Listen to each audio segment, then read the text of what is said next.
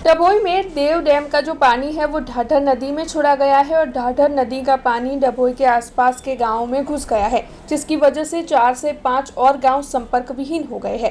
दरअसल वहां पर बनैया से अंबाव के बीच में पिछले साल ही बड़ा नाला बनाया गया था, उस पर भी पानी आ गया है, जिसकी वजह से आवाजाही लगभग नामुमकिन हो गई है। वहां से लोग एक ओर से दूसरी ओर नहीं जा पा रहे हैं और 4 से 5 गाँव ऐसे हैं जो संपर्क विहीन हो गए हैं, जिसके मद्देनजर नदी के आसपास रहने वाले लोगों को काफ़ी दिक्कतों का सामना करना पड़ रहा है। ऐसे में इस मामले में प्रशासन जल्द से जल्द सूद ले और उनके लिए वैकल्पिक व्यवस्था मुहैया करवाई जाए, ऐसी मांग वहां के लोग साझा कर रहे हैं।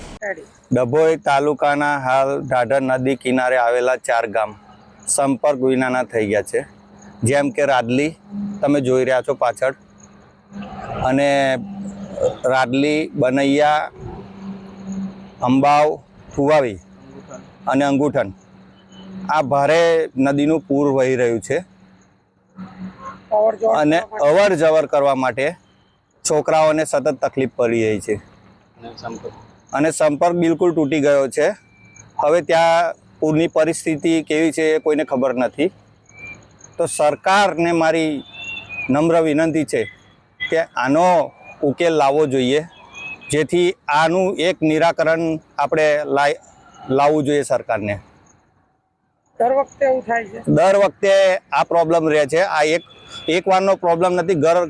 ગઈ વર્ષે બી અમે છે ને ભીલાપુર રાત્રે અમે સૂઈ રહ્યા હતા અને સવારે અમે ચાલતા ચાલતા ઠેઠ રેલવે ફાટકે અમે અંબાવ ગયા હતા। ગયા વર્ષની વાત છે। એટલે આ દર વર્ષનો પ્રોબ્લેમ છે, આ એક વર્ષનો નથી। ઢાઢર નદીનું પાણી આવવાથી 5 ગામો સંપર્ક વિહોણા થયા છે, જેમાં બનૈયા, રાડલી, અંગુઠન, નારિયા, અંબાવ વસાહત। હવે કોઈ પણ પરિસ્થિતિને પહોંચી વળવા માટે પબ્લિક સ્થાયી નથી, બરાબર।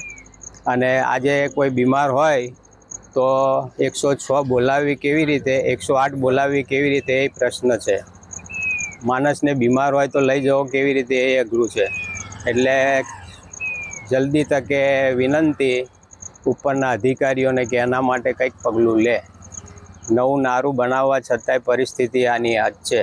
हमसे जुड़े रहने के लिए हमारे YouTube चैनल को सब्सक्राइब करें और नई वीडियो की नोटिफिकेशन के लिए बेल आइकॉन को दबाएं।